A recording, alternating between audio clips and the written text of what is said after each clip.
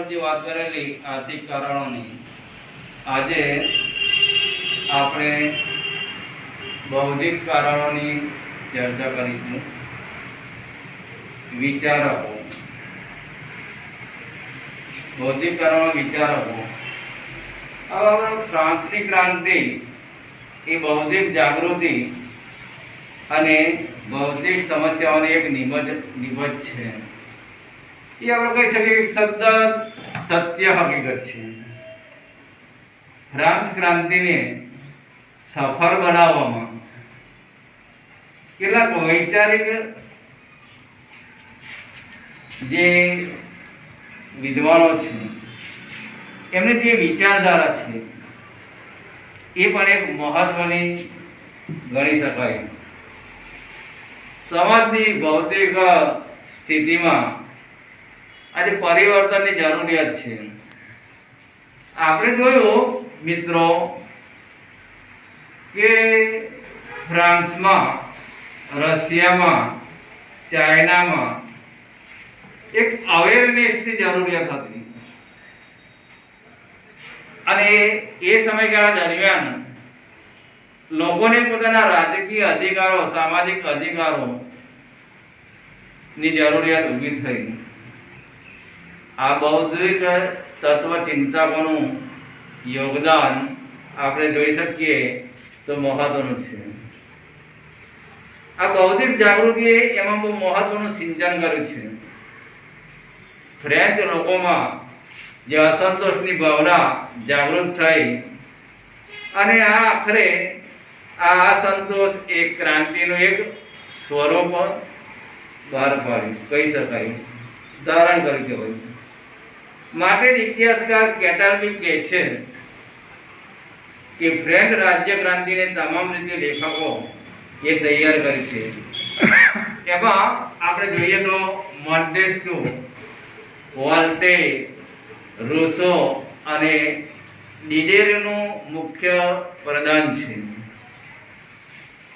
આ ક્રાંતિમાં એક નવી જ્વાળા ઊભી કરવામાં, સફળતા લાવવામાં બૌદ્ધિક વિચારકો નું યોગદાન, એમનો ફાળો કહી શકાય તો મહત્વનો ગણાવી શકાય. એમાં આપણે પહેલા જોઈશું મિત્રો કે ભાઈ મોન્ટેસ્ક્યુ એ રાજાશાહી અને સત્તાના કેન્દ્રીકરણનો પ્રબળ વિરોધી હતો અને એ વખતે તેણે રાજાના દૈવી અધિકારો અને સિદ્ધાંતોની એક પ્રકારની ટિપ્પણી કરી, નિંદા કરી હતી એમ કહી શકાય. તેણે પોતાના રાજકીય સિદ્ધાંતો, પોતાનું પુસ્તક સ્પિરિટ ઓફ લોમાં પ્રતિપાદિત કરી છે. એટલે મોન્ટેસ્ક્યુની વિચારધારા પણ એક મહત્વની આપણે સાબિત કહી શકાય. અને તેણે પોતાના રાજકીય સિદ્ધાંતોના પુસ્તકની અંદર પણ એ બાબતોને નિર્દેશ કરી છે, પ્રતિપાદિત કરી છે. સંસદીય શાસન પ્રણાલીનો સમર્થક હતો તેણે. લોકોના અધિકારો, ભાઈ રશિયામાં જારશાહી ખતમ થઈ ગઈ, એમાં પણ તમે જોયું હશે કે જાર અને જારીના ગવર્મેન્ટ એ વર્ષો સુધી, 200 વર્ષ સુધી રશિયામાં શાસન કરી ગઈ. તેમ છતાં પણ એ કોઈ પણ પ્રકારનો સર્જનાત્મક વિકાસ લાવી શકી નહીં અને લોકોને ક્રાંતિ કરી પડી. એમ કહેવાય કે ભાઈ રશિયામાં રૂસો ન હોત તો કદાચ ક્રાંતિ સફળ બની શકી ન હોત એમ કહેવાય છે. એટલે ઇંગ્લેન્ડની માફક બંધારણ રાજાશાહીની સ્થાપના કરવાની તેણે સલાહ આપી. આજે આપણે જોઈએ તો ઇંગ્લેન્ડમાં રાજાશાહી પણ છે અને લોકશાહી વ્યવસ્થા પણ છે. પરંતુ આપણે કહી શકીએ કે ઇંગ્લેન્ડની અંદર રાજા કરતા રાણીનું વિશેષ વર્ચસ્વ અને પ્રધાન છે ત્યાં આગળ. કારણ કે વર્ષો જૂની વંશ પરંપરાગત શાસન વ્યવસ્થા છે. ઇંગ્લેન્ડના રાજ્યકાળમાં રાજાનું વિશેષ, રાણીનું વિશેષ મહત્વનું પ્રદાન છે.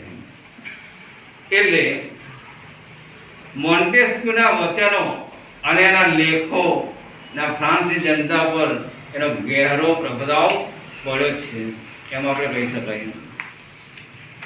એટલે બૌદ્ધિક વિચારધારાઓમાં એના કારણોની અંદર આ મોન્ટેસ્ક્યુનું જે પ્રદાન છે એ પ્રદાન વિશેષ છે કે ભાઈ વર્ષો જૂની અત્યાર સુધી રશિયા ફ્રાન્સની અંદર જે લોહી રાજાઓ હતા, જે લોહી શાસકો હતા, તેમણે તો જનતાને ત્રાહિમામ તિરસ્કાર રદ આપ્યો છે. એમના અધિકારો પ્રત્યે તિરસ્કારની નજરે જોવામાં આવ્યા છે. એટલે રશિયામાં એક નવું ફ્રાન્સમાં એક નવું શાસન વ્યવસ્થા કે તંત્ર આવે કે જેને કારણે લોકોને પોતાના અધિકારો રાજાએ જે છીનવી દીધા છે એ મિત્રો એમને પાછા મળે. એટલે મોન્ટેસ્ક્યુનું પ્રદાન પણ મહત્વનું સાબિત થઈ શકાય. ફ્રાન્સની ક્રાંતિમાં આવા બૌદ્ધિક વિચારધારકો દુનિયાના કોઈ પણ દેશોની અંદર આપણે જોઈ શકાય કે એવી વિચારધારા ધરાવતા, બૌદ્ધિક વિચારધારા કે માનસ ધરાવતા લોકોનું વર્ચસ્વ પણ વિશેષ મહત્વનું સાબિત થયું છે. દાખલા તરીકે આપણે જોઈએ કે હિન્દુસ્તાનની અંદર બ્રિટિશ ગુલામીની જંજીરોમાંથી પણ આપણને એ વખતે અવેરનેસ બહુ ઓછો હતો. કેટલાક લોકોએ આપણને વિચારધારાનો પ્રભાવ ફેલાયો. હવે આપણે જોઈશું કે વોલ્ટેયર પણ આ યુગનો એક મહાન લેખક કહેવાય છે. અને તેણે ચર્ચની અંદર, ફ્રાન્સના ચર્ચની અંદર જે રૂઢિચુષ્ટ હતી, જે શોષણની નીતિ હતી, એની સામે એણે ક્રાંતિ કરી, એનો વિરોધી હતો. અને પોતાની તીખી વ્યંગાત્મક ભાવનાઓ દ્વારા, આલોચનાઓ દ્વારા ચર્ચની જે વ્યવસ્થા હતી એ ચર્ચની વ્યવસ્થા ઉપર એણે આકરા પ્રહારો કર્યા. અને ચર્ચની અંદર જે ભ્રષ્ટાચાર હતો એને જગ જાહેર કર્યો. કારણ કે એ વખતે ચર્ચની જે નીતિ હતી એ દમનકારી અને સત્તા વિરોધી હતી. તે હંમેશા કહેતો કે આ બદનામ સંસ્થાઓને કતરી નાખો. જ્યારે દુનિયાના કોઈ પણ રાષ્ટ્રની અંદર આપણે કહી શકીએ કે જ્યારે પબ્લિક જનતાના અધિકારો પ્રત્યે, એમના હક્કો પ્રત્યે જ્યારે તિરસ્કારની નજરે જોવામાં આવે છે, ત્યારે એવા દેશોની અંદર ક્રાંતિની જ્વાળા ભભૂકી ઉઠે છે. કંઈક નવું સર્જન, કંઈક નવું પરિવર્તન આવતું હોય છે. એટલે વોલ્ટેયરની ભૂમિકા એ મહત્વની ગણાવી શકાય છે. એણે ચર્ચ ઉપર, એની રૂઢિચુષ્ટ પર, શોષણ નીતિ ઉપર આકરા પ્રહારો કર્યા છે, જે ખરેખર એક વિકાસને માર્ગે લઈ જવાના હતા. કારણ કે અગાઉ તો વર્ષો જૂની શાસન વ્યવસ્થાની અંદર લુઈ 14, 15 અને 16 આઈ એમ ધ સ્ટેટની પોલિસીમાં કરતા હતા. જનતાના અધિકારો પ્રત્યે તરફ મારવામાં આવી હતી. એટલે એવા શાસનની અંદર જનતા પીસાઈને મરી રહી હતી, જીવી રહી હતી. એટલે નવી શાસન વ્યવસ્થા આવે કે જેને કારણે પોતાના અધિકારો એમને પ્રાપ્ત થાય. તે પોતે લોકશાહીમાં જરાય વિશ્વાસ ધરાવતો ન હતો. પરોપકારી, પ્રજાવત્સલ અને રાજાશાહીમાં વિશ્વાસ ધરાવતો હતો. એટલે વોલ્ટેરની ભૂમિકા આ ફ્રાન્સના વહીવટી તંત્રની અંદર પણ મહત્વની કહી શકાય. ક્રાંતિ માટે વોલ્ટેરનું પ્રદાન પણ મહત્વનું છે. એણે જે ફ્રાન્સની રૂઢિચુસ્તતા ઉપર જે આકરા પ્રહારો કરે છે, એ દુનિયાનો કોઈ પણ રાષ્ટ્ર હોય, જ્યારે જ્યારે આવા આકરા પ્રહારો થાય ત્યારે જરૂર આમાં પરિવર્તન આવતું હોય છે. રશિયામાં પણ અમે જો કહ્યું કે ભાઈ જાર અને જરીના ગવર્મેન્ટ ઉપર પણ ઘણા બધા પ્રહારો કરવામાં આવ્યા.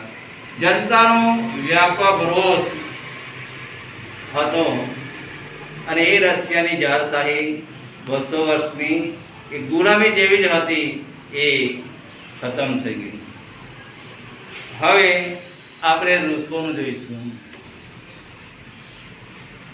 રશિયાની અંદર એમ કહેવાય કે રશિયામાં રૂસો, એ રૂસોનું શાસન બહુ મહત્વનું હતું.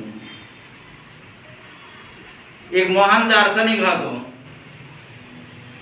અને રશિયાના રૂસોનો વિચાર એ લેનિનના જે કાર્લ માર્ક્સના જે આદર્શો છે એ દ્વારા સમસ્ત વિશ્વની અંદર એને એક વિચારધારા ઊભી કરી કે ભાઈ આ રશિયાની અંદર નહીં, યુરોપની અંદર નહીં, પરંતુ દુનિયાના તમામે તમામ રાષ્ટ્રોની અંદર સામ્યવાદી શાસન વ્યવસ્થા આવે કે જેથી અમીર અને ગરીબ વચ્ચેના જે અંતરો છે એ અંતરો ઓટોમેટિક દૂર થઈ જાય. એટલે રશિયાની જે વિચારધારા હતી, રૂસોની વિચારધારા, ખરેખર અહીંયા ફ્રાન્સમાં પણ બહુ રૂસોનું યોગદાન મહત્વનું છે. એક નવી શાસન વ્યવસ્થા, સમાજની રચના સમાનતા, બંધુત્વતા અને સ્વતંત્રતાની ભાવનાના આધાર પર કરવા માંગતો હતો. એટલે ફ્રાન્સ ક્રાંતિ પર રૂસોના પ્રભાવનું અનુમાન પણ મહત્વનું હતું. મહાન નેપોલિયનનું કહ્યું હતું કે જો રૂસોના હોત તો ફ્રેન્ચ ક્રાંતિ સંભવ ન બને. સાચી વાત છે. ફ્રાન્સ ક્રાંતિના 3 આદર્શો આપણને જે છે કે ભાઈ સ્વતંત્રતા, સમાનતા અને મિત્રતા, એ 3 આદર્શોમાંથી જ્યાં રાજાશાહી અને સરમુખદાર શાસકો બેઠા છે વહીવટમાં, એવા દેશો કેવા શાસકો પર એની ગંભીર અસરો પડી. રશિયામાં એમ કહેવાય કે રશિયાના જાર અને જરીના ગવર્મેન્ટ એ ખતમ થઈ ગઈ, પરંતુ લેનિનનું આગમન થયું. ક્યાં આગળ? રશિયાની અંદર હતું કે ભાઈ જો રશિયામાં લેનિન ના આવ્યો હોત તો એ લેનિન ના આવ્યો હોત તો કદાચ રશિયા બરબાદ થઈ ગયું હોય, એનો વિકાસ થઈ શક્યો ના હોત. લેનિનને એક વિચાર આવ્યો એ વખતે કે ભાઈ આપણે સમસ્ત દુનિયાની અંદરથી અમીરી અને ગરીબ, એના બીજા શબ્દમાં કહીએ તો અનઇક્વાલિટી, અસમાનતા આપણે દૂર કરવી છે. તો એ કઈ રીતે કરી શકાય? રશિયાના લેનિનની અંદર ખાસ કરીને એ વખતે તમને કહું, ફ્રાન્સ કરતાં પણ રશિયામાં પરિસ્થિતિ ખરાબ હતી અને એ વખતે ખેડૂતોનો રાષ્ટ્ર, ખેડૂતોનો વિશાળ પ્રશ્નો, એમની સમસ્યાઓ વિશાળ હતી. તો લેનિને કહ્યું કે ભાઈ રશિયામાં સમાન તક અને સમાન ન્યાય કઈ રીતે બનાવી શકાય અને લોકોના અધિકારો રશિયાના જાર શાસકોએ છીનવી લીધા છે. એટલે કાર્લ માર્ક્સના જે આદર્શો છે, કાર્લ માર્ક્સની વિચારધારા એ કેવી હતી? સમાનતાની હતી. સૌને સમાન તક અને સૌને સમાન ન્યાય, સૌને સમાન તક અને સૌને સમાન ન્યાય એ રૂસોની એક વિચારધારા હતી. એટલે સમસ્ત દુનિયાની અંદર અમીરી અને ગરીબ વચ્ચેના ઓટોમેટિક અંતરો દૂર થઈ જાય, સ્વાભાવિક છે. એટલે જ્યાં જ્યાં રાજાશાહી, જ્યાં જ્યાં સરમુખત્યારશાહી શાસકો બેઠા છે ત્યાં જનતાના પ્રશ્નો અને સમસ્યાઓ ઉકેલાતા નથી.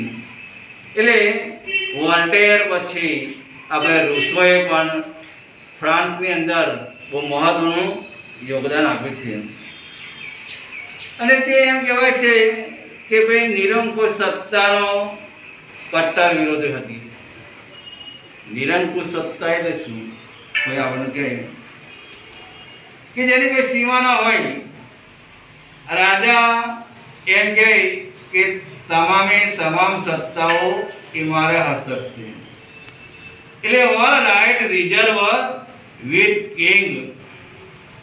There are no presentation of the public in the state or nation, and so people tired of kingship. જનતા ત્રાહિમામ પોકારી જાય કે ભાઈ આવી રાજાશાહી કરતા મારું સારું એમ કહે.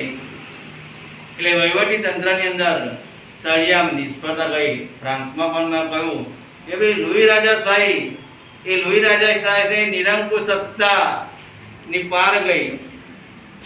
ત્યારે એવા દેશોની અંદર ફ્રાન્સની લુઈ રાજાશાહી, રશિયાની ઝારશાહી ગવર્મેન્ટ, ઝાર અને ઝારીના ગવર્મેન્ટ એ પણ ટોટલી નિષ્ફળ ગઈ. એટલે ક્રાંતિ થાય ત્યારે સ્વાભાવિક છે કે એવા દેશોની અંદર એક નવી ભૂમિકા ઊભી થાય છે. શાસન વ્યવસ્થા બદલાય છે. લોકોના અધિકારો અને હક્કો એમને પાછા મળે છે. એટલે નિરંકુશ સત્તાનો કટ્ટર વિરોધી હતો. ફ્રાન્સમાં, રશિયામાં જ્યારે નિરંકુશતાવાદ એની સીમા ઓળંગી ગયો ત્યારે સ્વાભાવિક છે કે એવા દેશોની અંદર દેશનું આર્થિક અર્થતંત્ર સળિયામ નિષ્ફળ ગયું. એટલે હાઉ ટુ ડેવલપ કન્ટ્રી, દેશનો વિકાસ કઈ રીતે? દુનિયામાં કહેવાય કે દુનિયાનો કોઈ પણ અર્થતંત્ર ચલાવવું હોય તો એની આર્થિક નીતિ મજબૂત હોવી જોઈએ. એમ કહેવાય છે કે ભાઈ 1929-30 ની અંદર દુનિયાના દેશોની અંદર જે અર્થતંત્ર હતું એ સળિયામ નિષ્ફળ ગયેલું હતું. આર્થિક મંદી આવી ગઈ હતી. દેશનો વેપાર ધંધા, આર્થિક રોજગાર ખતમ થઈ ગયા હતા. એટલે એવા દેશોમાં જ્યારે સત્તા પરિવર્તન થાય ત્યારે જરૂર બદલાવ આવે છે. New change in administration. વહીવટમાં પણ એવું કે ફ્રાન્સની અંદર વર્ષો જૂની રાજાશાહી હતી એ ખતમ થઈ ગઈ અને લોકો એક નવી શાસન વ્યવસ્થા ઈચ્છતા હતા, નવો બદલાવ ઈચ્છતા હતા કે ભાઈ એને કારણે આપણા અધિકારો આપણને પ્રાપ્ત થાય. એટલે રશિયામાં નિરંકુશ જે ફ્રાન્સમાં નિરંકુશ સત્તા એ કટ્ટર વિરોધી હતો. તે તમામ શક્તિનો સ્ત્રોત જનતાને માનતો હતો. સ્વાભાવિક છે કે લોકશાહી રાષ્ટ્રોની અંદર આપણે જોઈએ તો of the people, for the people and by the people. Of the people, for the people and by the people. એ લોકશાહી વ્યવસ્થામાં જોઈ શકાય છે. સરમુખત્યાર શાસકોમાં કે રાજાશાહી રાષ્ટ્રોની અંદર એ શાસકોમાં વિચારધારા જોઈ શકતા નથી. એટલે એ જનતાના અધિકારોમાં માનતો હતો. નિરંકુશ શાસકોના સમયમાં રૂસોના સિદ્ધાંત અને આકર્ષક પ્રતિભાશાળી સિદ્ધ થયા હતા. ક્રાંતિકારીઓએ રૂસોની વિચારધારાને આપણે કહી શકીએ મિત્રો કે ફ્રાન્સની એક નવી વ્યવસ્થા સ્થાપવાનો પ્રયાસ કર્યો. કારણ કે અગાઉ તો રાજાશાહી જુલમી, આપખુદ, અત્યાચાર, દમનકારી, શોષણકારી રહી હતી. એટલે વર્ષો જૂની જે લોકશાહી વ્યવસ્થામાં વર્ષો જૂની જે રાજાશાહી હતી, જે સરમુખત્યારશાહી શાસકો હતા, એમાં એક નવી પરિસ્થિતિનું નિર્માણ થાય, ચેન્જ થાય, નવી વ્યવસ્થા આવે, લોકશાહી વ્યવસ્થા આવે કે જેથી પોતાના અધિકારો, જનતાના જે રહ્યા કયા અધિકારો રાજાએ છીનવી લીધા છે એ અધિકારો એમને પાછા મળે. એટલે આ તમામે તમામ પ્રયાસોની અંદર વોલ્ટેર, રૂસો, ડિડેરો, આ લોકોનું બહુ મહત્વનું પ્રદાન રહ્યું છે. મોન્ટેસ્ક્યુ, કેમ કે ભાઈ નવી શાસન વ્યવસ્થા યુરોપમાં આવે, માત્ર યુરોપ નહીં પરંતુ દુનિયાના દેશોની અંદર એક લોકશાહી વ્યવસ્થા, સામ્યવાદ, સમાજવાદનો વિકાસ થાય કે જેથી કોઈ અમીર અને ગરીબ ન રહે. એવી રશિયાના લેનિનની એક આગાહી હતી. એણે માત્ર એવું કહેલું, રશિયામાં લેનિન આવ્યો ને આફ્ટર ધ રિવોલ્યુશન ઇન 1789, 1789માં ફ્રાન્સમાં રશિયામાં ક્રાંતિ થઈ, તો એ પછી લેનિનનું આગમન થયું. ત્યાં આગળ લેનિને કહ્યું કે ભાઈ રશિયા બ્રોકન કન્ડિશનમાં ફેરવાઈ ગયું છે. There are no progress in Russia. So how to develop Russia again? ફરીથી રશિયાને આપણે બેઠું કરવું છે, એની આર્થિક, રાજકીય અને સામાજિક પરિસ્થિતિમાં બદલાવ લાવવો છે. તો એ માટે શું કરવું? એટલે એના જે સિદ્ધાંતો હતા એ સિદ્ધાંતો અહીંયા પ્રતિભાવશાળી સાબિત થયા.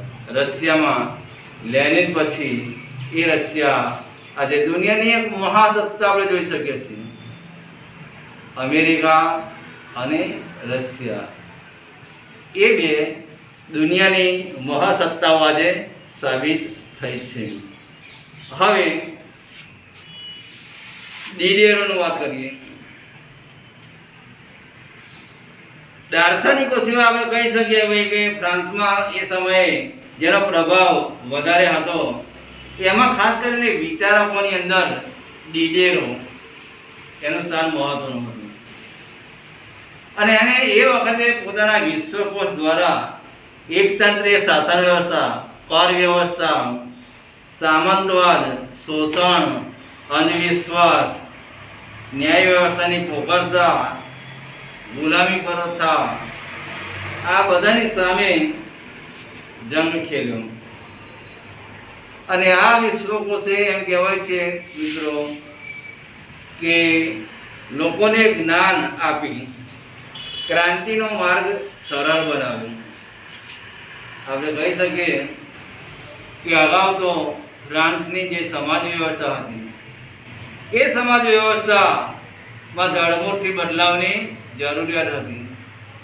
આપણા દેશની અંદર આપણે જોયું મિત્રો કે ભાઈ 200 વર્ષ સુધી કે 125 વર્ષ સુધી જે અંગ્રેજોની શાસન વ્યવસ્થા રહી, એમનું વહીવટી શાસન રહ્યું, તેમ છતાં લોકોમાં જાગૃતિ, એટલે કે બીજા શબ્દોમાં કહીએ તો અવેરનેસ બહુ મોડી આવેલી. પરંતુ અહીંયા આ લેખકોનું, આ વિચારકોનું જે યોગ્ય પ્રદાન છે એ આ ક્રાંતિઓમાં સફળતા પૂરતું નહીં, પરંતુ કંઈક નવું પ્રેરણાદાયી પ્રાપ્ત થયું. એ વિચારધારામાં કંઈક એના બીજ પ્રાપ્ત થયું. એટલે ડિડેરોનું શાસન એ ફ્રાન્સમાં એમ કહેવાય છે કે વધારે પ્રચલિત બન્યું. એટલું જ નહીં પરંતુ એક પ્રભાવશાળી પણ રહ્યું. સમકાલીન બનાવવાનો પ્રભાવ, વિદેશી ઘટનાઓનો પ્રભાવ એ પણ મહત્વનું છે. એટલે ફ્રાન્સની સ્થિતિ ઉપર, ફ્રાન્સની ક્રાંતિમાં એમ કહેવાય કે જો આ વિચારકો ના હોત, સમાજમાં એક નવી દિશા લાવવી છે, રાષ્ટ્રમાં કંઈક નવો બદલાવ લાવવો છે, અધિકારોની જાગૃતતાની રૂએ લોકોને પોતાના અધિકારો અપાવવા છે, એક સમાજમાં એક નવી ક્રાંતિનું પ્રેરણા સ્ત્રોત ઊભું કરવું છે. તેમાં આવા સામાજિક જે વિચારકો છે, જે સમાજ સિદ્ધાંતોમાં કંઈક નવું પ્રેરણા લઈ લાવે, એનું યોગદાન મહત્વનું છે.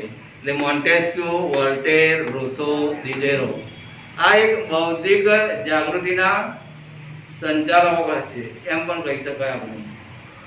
એટલે ફ્રાન્સમાં એક નવી શાસન વ્યવસ્થામાં નવું બીજ વાવવામાં, નવા વિચારો આપવામાં, નવી ફિલસૂફી આપવામાં, એમના અધિકારોની જાગૃતિનામાં એમને એક નવો સિદ્ધાંત આપ્યો એમને. કયો અગાઉ કે ભાઈ 1789ની અંદર 1789ની અંદર ફ્રાન્સમાં જો ક્રાંતિ ના થઈ હોત તો પરિસ્થિતિ જબરજસ્ત હોત. કારણ કે વર્ષો જૂની 14, 15 અને 16ની જે શાસન વ્યવસ્થા હતી એ શાસન વ્યવસ્થાથી લોકોમાં એક પ્રકારનો રાજકીય અસંતોષ દિન પ્રતિદિન વધતો ગયો હતો. એટલે નવું ચેન્જ, નવું પરિવર્તન, નવી શાસન વ્યવસ્થા લોકો ઈચ્છતા હતા. પરંતુ અહીંયા એમાં બૌદ્ધિક જાગૃતિ લાવવામાં, અવેરનેસ લાવવામાં, પ્રભાવ ફેલાવવામાં આ નેતાઓ, આ વિચારકોનું બૌદ્ધિક પ્રદાન પણ એટલું જ મહત્વનું છે. એટલે ફ્રાન્સની સ્થિતિને કઈ રીતે મજબૂત બનાવવી એક પ્રશ્ન હતો. મેં તમને અગાઉ પણ કહ્યું હતું કે દુનિયામાં જ્યાં જ્યાં રાજાશાહી, જ્યાં જ્યાં સર્વોચ્ચશાહી શાસકો બેઠા છે ત્યાં જનતા ત્રાહિમામ પોકારી જાય છે. એટલે આપણે જોયું કે બૌદ્ધિક કારણોની અંદર જો આ નેતાઓ, આ વિચારકોનું પ્રદાન આપણને ના પ્રાપ્ત થયું હોય તો કદાચ એનો ઇતિહાસ જુદો હોય. સોશિયલ ચેન્જ ઇન સોસાયટી એ બૌદ્ધિક કારણોની અંદર આપણે મેં જોયું કે આ ચારનું મહત્વનું પ્રભાવશાળી માર્ગદર્શન પ્રભાવ રહ્યો છે. અને એને કારણે ફ્રાન્સમાં સફળતા આપણે જોઈ શકીએ છીએ. એ 1789ની અંદર એ ક્રાંતિ પછી આપણે જોઈએ તો કોનું સર્જન થયું હતું? Napoleon Bonaparte. એ પછી આપણે ટોપિકમાં જોઈશું. એમ કહેવાય કે ફ્રાન્સની ક્રાંતિમાં જો નેપોલિયન બોનાપાર્ટનું સર્જન ના થયું હોય તો કદાચ ફ્રાન્સ ક્રાંતિ સફળ બની શકે ના હોય. કે લોકોના પ્રશ્નો, લોકોની સમસ્યાઓની માયાજાળ વધતી જ ગઈ હતી. દુનિયાના કોઈ પણ દેશની અંદર આપણે જોઈએ કે જ્યારે જ્યારે વહીવટી તંત્રની અંદર જ્યારે નિષ્ફળતા, નિષ્કાળજી, નિર્ભરતા જ્યારે આવતી હોય છે, જનતાના અધિકારો પ્રત્યે તરાપ મારવામાં આવતી હોય છે, ત્યારે એવા દેશોની અંદર ક્રાંતિની જ્યોત, ક્રાંતિની જ્વાળા ભભૂકી ઉઠતી હોય છે. એટલે after the rise of Napoleon Bonaparte in France, રશિયામાં કહ્યું અગાઉ પણ કે ભાઈ રશિયાની અંદર કોનું વિશેષ પ્રધાન હતું? લેનિનનું. સ્ટાલિન અને લેનિન જે મહત્વના પાત્ર છે. એમાં લેનિનની ભૂમિકા રશિયામાં બહુ મહત્વની હતી. એણે સમસ્ત દુનિયાને બદલાવાની વાત કરી. માત્ર યુરોપ, માત્ર રશિયા નહીં, જો તમે. અને એ વખતે એની વિચારધારામાં કોનું મહત્વનું પ્રદાન હતું કે ભાઈ કાર્લ માર્ક્સ, સામ્યવાદી ક્રાંતિનો જનક એવો કાર્લ માર્ક્સના સિદ્ધાંતોનો અમલ જો વિશ્વમાં એનો પ્રચાર અને પ્રસાર થાય તો કોઈ ગરીબ કે કોઈ અમીર નહીં, સૌને સમાન તક અને સૌને સમાન ન્યાય એવી વિચારધારા હતી. એટલે 1789માં મોન્ટેસ્ક્યુ, વોલ્ટેર, રૂસો, દિદેરો નો પ્રભાવ મહત્વનો છે. અને જો એમનું માર્ગદર્શન આપણને ના મળ્યું હતું તો એ કદાચ એ પ્રગતિ કે વિકાસ સાધી શક્યું નહીં. આજે ફ્રાન્સ પણ એક તરતું રાષ્ટ્ર કહેવાય છે. ઇંગ્લેન્ડ એમ કહેવાય કે ઇંગ્લેન્ડ અને ફ્રાન્સ આ બે મહત્વના છે. એમાં ફ્રાન્સ પણ આજે એક તરતું રાષ્ટ્ર છે.